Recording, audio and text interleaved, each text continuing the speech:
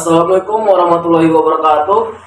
Kami dari kelompok 9 ingin memperkenalkan diri. Saya sendiri sebagai moderator, yaitu nama saya Andri Harensyah Tarigan. Nama saya Royan Despan Gultom. Saya Adit Kavin Syagian. Nama saya Imawan Fairuz Ilyasa. Di sini kami akan mempresentasikan dari pembelahan sel yang kami buat, yaitu ada amitosis dan mitosis.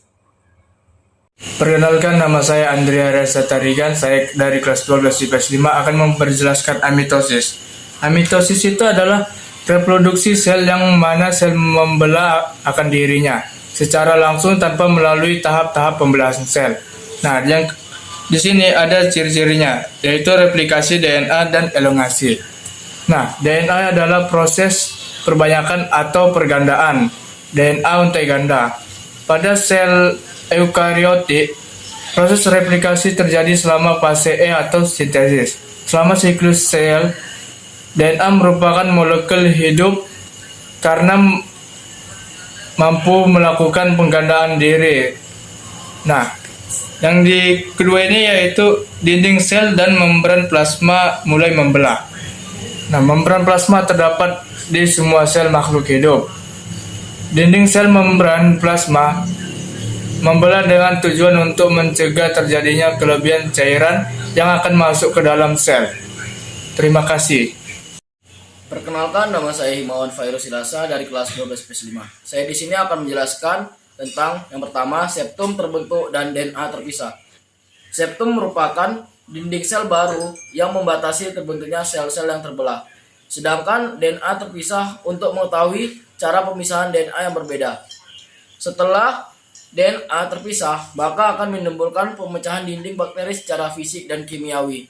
Nah, yang akan saya jelaskan yang kedua materinya itu sel terpisah menjadi dua dan setiap sel mengulangi proses. Sel terpisah menjadi dua melalui beberapa cara, yaitu dengan cara menghambat sintesis dinding sel pada bakteri.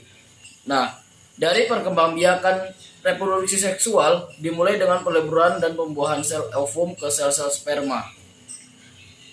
Terima kasih. Oke, saya di sini akan menjelaskan tentang mitosis. Mitosis adalah proses pembelahan sel di mana suatu sel membelah menjadi dua sel anak dengan pasangan basa DNA yang identik.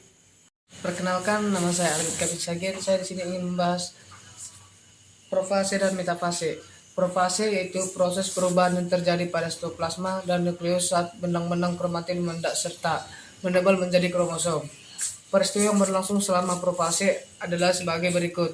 Benang kromatin menjadi kromosom, lalu kromosom mengganda menjadi dua kromatid, tetapi masih melekat dalam satu sentromer.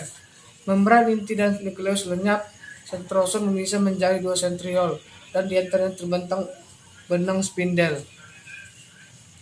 Yang kedua itu metafase. Metafase sering disebut meta, tengah, fase, tahap. Umumnya metafase adalah salah satu fase yang ada di tengah dalam pembelahan mitosis. Ciri-ciri metafase dapat terjadi setelah fase profase dalam pembelahan mitosis selesai metafase. Tahap ini dimulai dengan metafase sentriol yang telah berada di kutub sel di mana benang-benang spindel terlihat semakin jelas. Kemudian benang-benang spindel mengikat sentrum dari masing-masing kromosom. Baik, terima kasih.